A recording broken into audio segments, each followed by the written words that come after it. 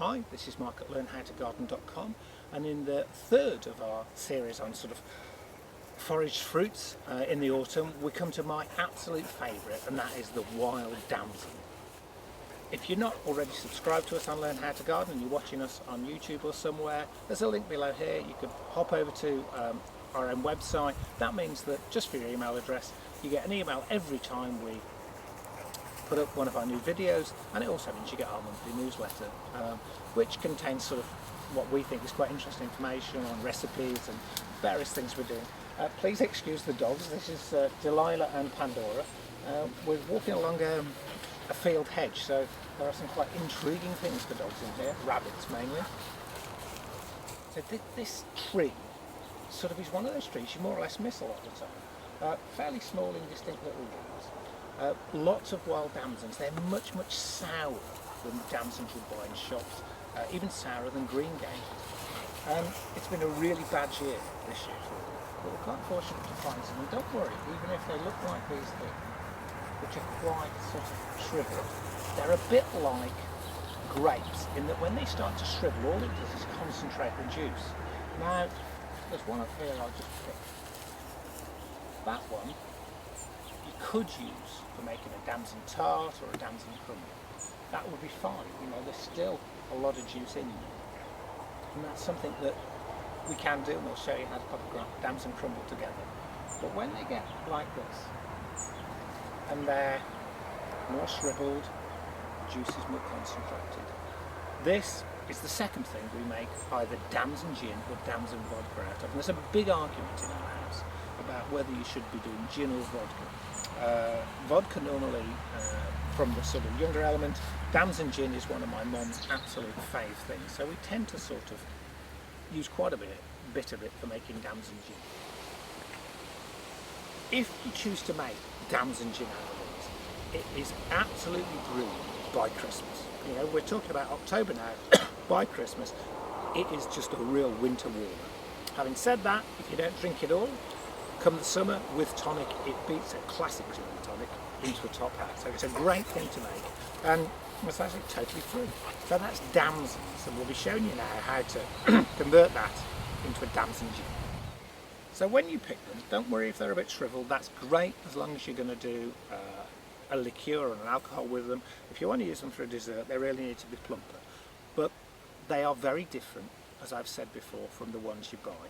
Now, we'll probably be turning these into a damson gin. That tends to be the favourite thing for my mum especially. If it gets to Christmas, it's a really nice warming sort of digestive, I suppose you could call it. After a meal, if you have any left come the summer, it is absolutely thirst quenching with a decent tonic, really cold. So what we'll do now is we'll pick about a kilo of these and we'll show you how to sort of convert your bog standard gin into an absolutely glorious damson gin. We're now back in my conservatory with the damsons we've picked, and we've got about 1.5 kilos, so that'll do two probably jars this size, or two 700ml bottles. This is just a bog standard 700ml bottle of cheap vodka. You don't want to use expensive vodka, it won't add anything to the taste. And for every 750 mils or 750 grams of fruit, I add about 250 grams of sugar. I don't like it over sweet, but that's enough to sort of get that real rich, intense flavour. So it's about 1/3 to 2/3 is a really simple sort of equation. The first thing we need to do with the damsons that we've picked is de-stem them. So we've got to go through and take every little stem off them. I don't wash them. I've never washed them in all the years I've picked them. If they've got bloom on like this, I think that adds to it, you know. Every single time that you have drunk any wine anywhere in the world, it starts off with a grape with some bloom on like this. It's the natural yeasts that get everything going. So I'll de-stem all of these damsons, then I'll show you the next step. We've de-stemmed all of the damsons. I personally have never ever washed them. I don't wash the fruit. I think it takes something away from the taste. If they're like this. This is just blue. Don't worry about it. Every single bottle of wine you've ever drunk, any of you, anywhere in the world, started with grapes with bloom on it like this. It's a natural yeast. It's an activator. In fact, when you make something like cider vinegar, you need that, otherwise it won't work. So once they're destemmed, what you need is a 1.5 litre Kilner jar. Ever so easy to get hold of. They're the ones that have this waterproof seal. I've never found it to be entirely 100%, so we'll cling film this and use this seal. And that's important because we're going to agitate this at least once a day for the first 8 weeks. The first thing we do is put our 250 ml or 250 grams of sugar into here. I always find it's easy to get it out of the bowl into a Pyrex thing to pour.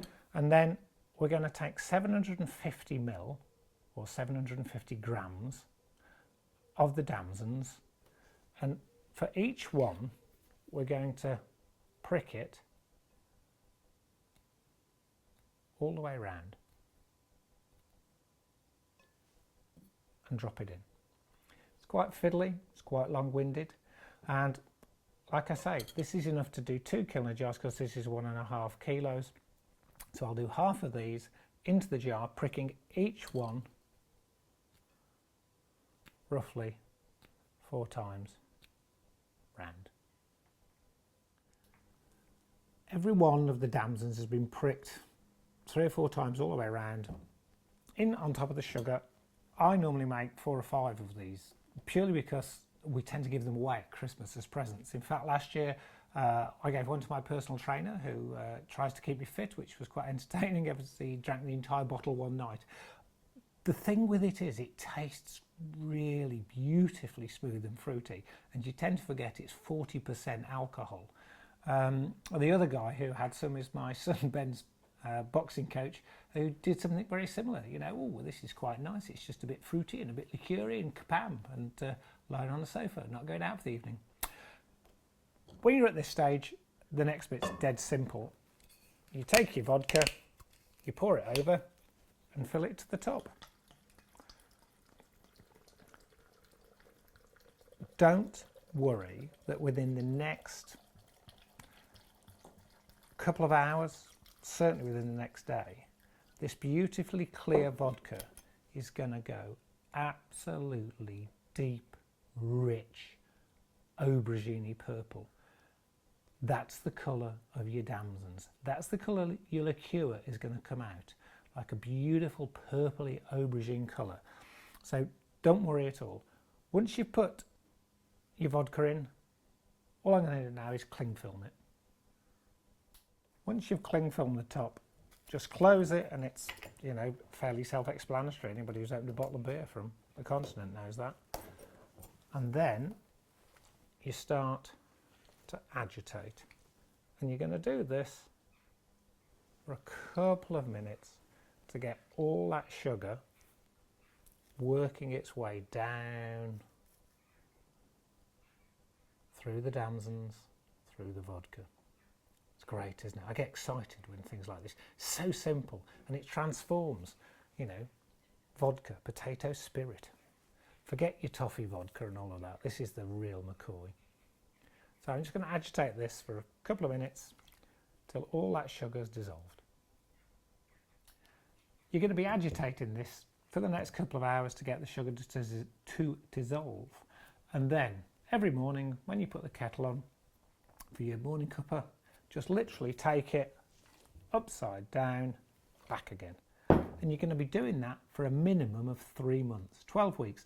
This will be ready for Christmas. A lot of people advocate that you should do it now for next Christmas. Now, I'll be brutally honest with you. Come Christmas, my sons will punish some of this, and some will be given away as gifts.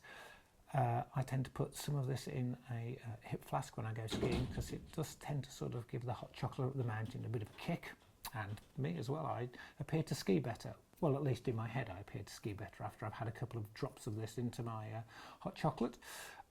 And we've never managed to get any of this past midsummer, but it will be at least Christmas. So we'll be back here in 3 months just showing you how to decant it. Don't throw the bottles away, you will need those when we come to decant it. I hope you've enjoyed that. I hope that's inspired you to get out there, pick some of these damsons, and trust me on this, you really won't regret doing it. The result is unbelievably tasty. And that's Mark at Learn How to Garden, bizarrely saying enjoy making your damson vodka. Thanks a lot. Bye.